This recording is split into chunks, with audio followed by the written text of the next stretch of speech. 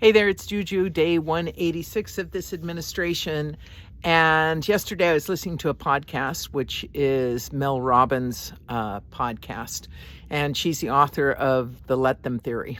And so she did some research and kind of went through her podcasts for the 3 habits that you can do that'll make you healthier, the healthiest. 3 simple things.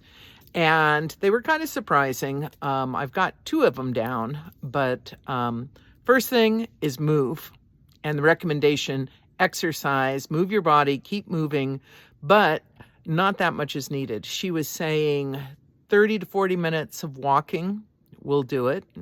My walking is always with hills, so that's great. 11 push-ups, full body weight. You want the heavy weight, not from the knees. But she made a point, I guess, that there was like an 11 push-up challenge where you start against the wall. You always start where you are.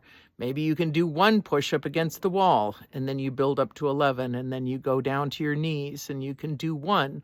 And then eventually you want to be doing 11 straight push-ups. And I know that you can do this incrementally. I already do 20 push-ups every morning, full push-ups, and I had to start from 1 and build it up. So I know that that's possible. The third thing that was really interesting is standing on 1 foot for balance. So just lifting the leg, and not even doing like leg lifts. But so those are the 30 minutes of, 5 times a week, 11 push-ups every day, and standing on 1 leg. So that was interesting.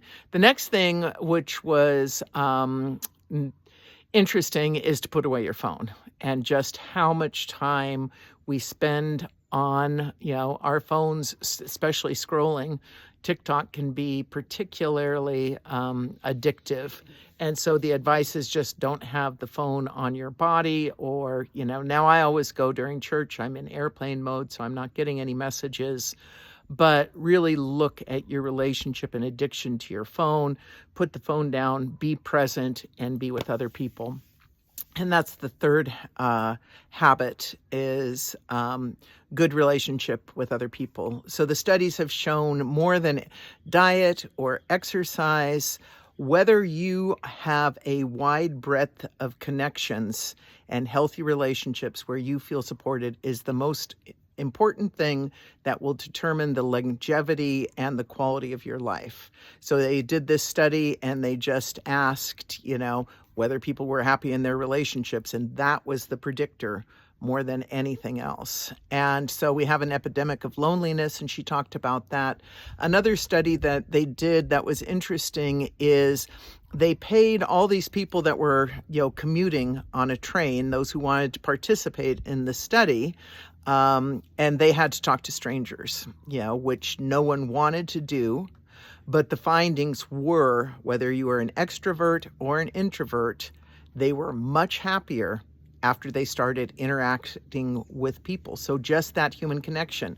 The way that you can interact with people is compliment people, find something nice to say, give people a smile. The other example I thought that was funny is she says, if you wave at people, people will generally wave back. And I find that to be true. When I'm walking my neighborhood, I wave at every car, because to me, every car is a neighbor of mine. I may not know them, or they're friends of a neighbor. So I always wave, and it's very rare that somebody doesn't wave back. And so she takes that to a larger level of always be the first person to wave, be the first person. I'm very good about just reaching out. I'm not afraid to, I texted this many times, I'm going to have to wait till someone hears back. Reach out to people, be the first to wave, compliment people, spread some kindness, and it always comes back to you. So those were the 3 habits that I thought were interesting in the Mel Robbins of the Let Them Theory podcast. So that's a spoiler alert, just, the Cliff Notes version. So I was happy that the exercise and the relationships I'm very well covered on, but I do need to put down the phone a little bit more. I can definitely see that addiction. So this is Juju, unfiltered, unscripted, unedited. Lead with love.